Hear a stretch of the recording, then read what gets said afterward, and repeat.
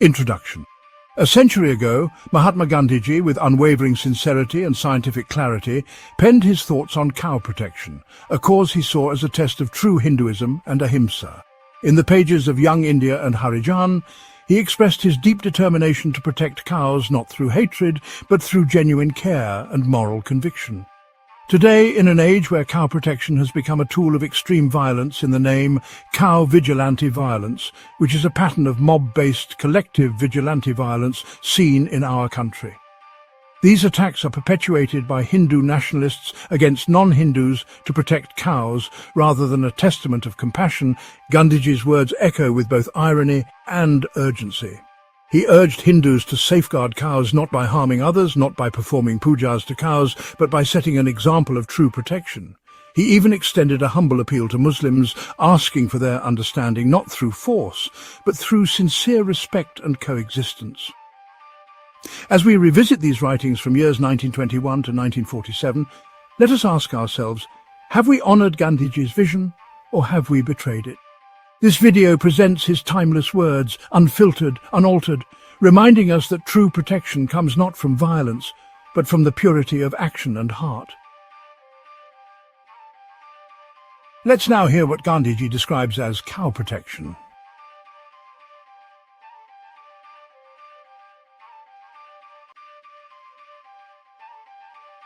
The central fact of Hinduism is cow protection. To me, cow protection is one of the most remarkable aspects of Hinduism, elevating human beings beyond their own species. The cow represents the entire subhuman world. Through the cow, man is enjoined to realize his identity with all that lives. The reason for the cow's apotheosis is evident. In India, the cow was historically the best companion, giver of plenty, sustainer of life, and an essential part of agriculture. The cow is a poem of pity. One can read kindness in her gentle eyes. She is the mother to millions of Indians. Protecting the cow means protecting the whole speechless creation of God. The ancient seers of India began their ethical journey with the cow. Hinduism will survive so long as Hindus take responsibility for protecting the cow. However, Hindus will be judged not by their tilaks, not by the chanting of mantras, not by their pilgrimages or caste observances, but by their ability to protect the cow.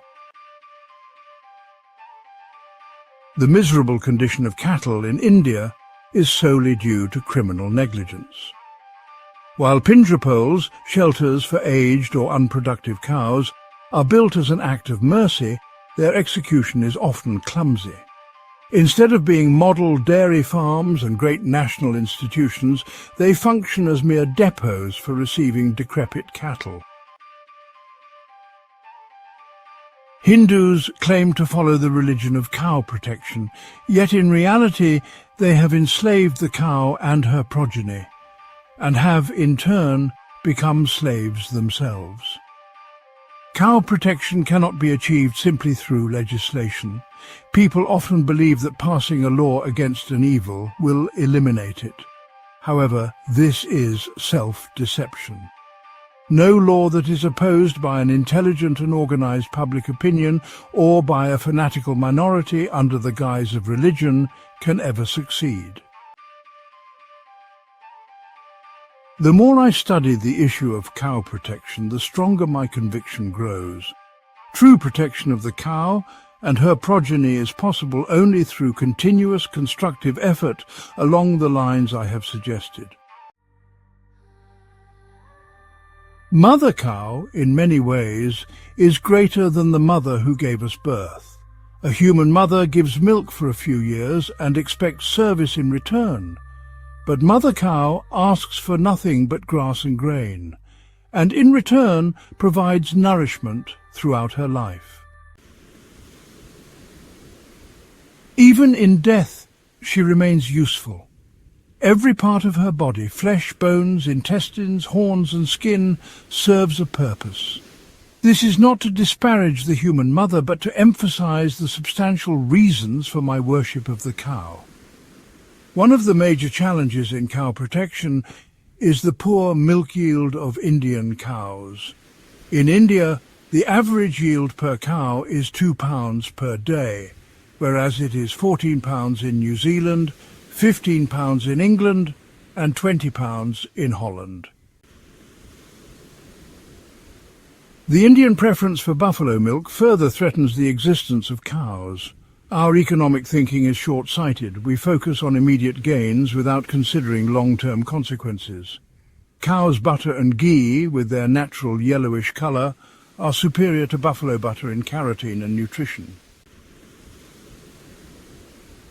Foreign visitors to Sevagram are captivated by the pure cow's milk they get there. Yet in India, buffalo milk dominates, leading to the gradual extinction of the cow. Unless we shift our focus exclusively to cow protection, the cow cannot be saved. The question arises, how can the cow be saved without slaughtering her when she ceases to provide economic quantities of milk or becomes a burden? The answer lies in the following 5 key steps. 1. Hindus must perform their duty towards the cow and her progeny. If they did so, Indian cattle would be the pride of the world. Today, the opposite is true. 2. Scientific cattle breeding must be practiced. At present, there is complete anarchy in this work. 3. The cruel method of castration must be replaced with the humane methods used in the West. 4. Pinjrapoles must undergo thorough reform. Today, they are mostly mismanaged by people ignorant of proper cattle care. If these basic steps are followed, even the Muslim community, out of respect for their Hindu brethren, will recognize the necessity of avoiding cattle slaughter. Behind all these efforts lies a single great principle, ahimsa or non-violence. If ahimsa is truly realized, everything else will become easy. Ahimsa brings patience, inner calm, discrimination, self-sacrifice, and true knowledge. Unfortunately, without ahimsa, Hindus have become destroyers rather than saviors of the cow. True cow protection is far more difficult than removing foreign rule from India. Cow protection is not an easy task. Large amounts of money are wasted in its name without real progress.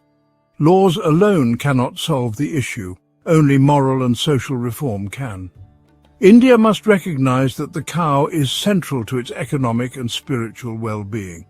If Hindus truly embrace ahimsa and responsible cattle care, then the sacred mission of cow protection will succeed. Thank you for watching. Kindly hit the like button and subscribe for more.